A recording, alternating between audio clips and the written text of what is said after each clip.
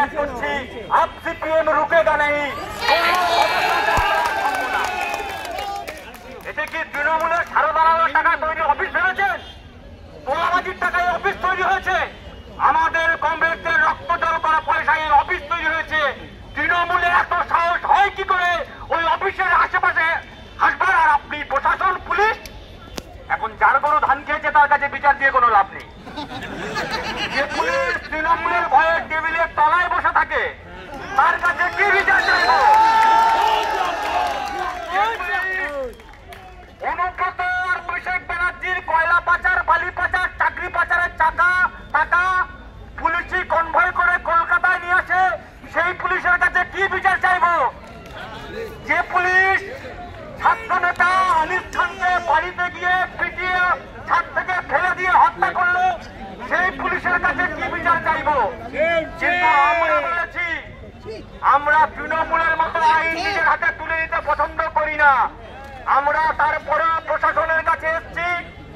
আপনাদেরকে পরিষ্কার ভাবে কানে তুলে দেওয়া থাকলে খুলে শুনে রাখুন, যদি অপরাধীদের গ্রেপ্তার না করেন, এটি শুধুমাত্র টেলার হয়েছে।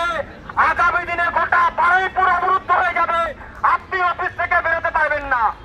পরিষ্কার ভাবে হুঁশিয়ারি দিয়ে যেতে চাই। গোটা রাজ্য জুড়ে যাদবপুরের ঘটনার পরে ঘটনা কি?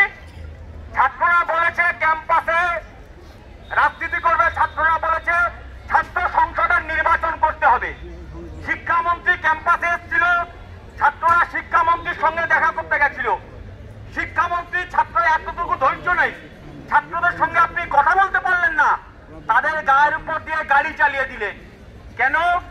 আসলে তৃণমূল ভয় পায়, ক্যাম্পাসে প্রশ্ন করাকে ভয় পায়, ছাত্রদেরকে ভয় পায়। কারণ তৃণমূল ভালো করে জানে যদি প্রশ্ন করে তাহলে আমাদের রাতের ঘুম হারাম হয়ে যাবে। বেঁচে বেঁচে বারুইপুরে অফিস কেন?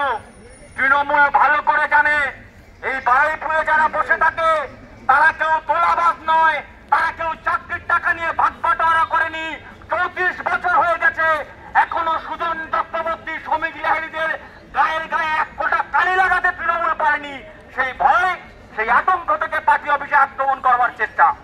আমি কমরেডদের কাছে অনুরোধ করব, আজকের উচ্চ মাধ্যমিক পরীক্ষা আজকের দিনেও ছিল, সেই কারণে আমরা মাইক ব্যবহার করছি না। রমজান মাস আছে, কমরেডদেরকে ফিরে যেতে হবে। লড়াই এখানে থামবার লড়াই নয়, বুথে বুথে লড়াই শুরু করতে হবে। চাকরি চোর, গরু চোর, তোলাবাজদের বিরুদ্ধে লড়াই শুরু করতে হবে। প্রশাসন হতে পারে আপনার সঙ্গে থাকবে না, ওরা হতে পারে গুন্ডা পুলিশ দিয়ে আপনাদেরকে আন্দোলনকে দমিয়ে রাখার চেষ্টা করবে। শুধু এটুকু মনে রাখবেন, আমরা যারা এই সময় লাল ঝান্ডার পার্টি করি, আমরা পুলিশকেও কাজকলা দেখাতে পারি আর তৃণমূলকেও কাজকলা দেখাতে পারি। এই আহ্বান জানিয়ে সবাইকে আবারও পার্টির পক্ষ থেকে যথাযোগ্য শ্রদ্ধা সম্মান জানিয়ে আমি আমার কথা শেষ করলাম।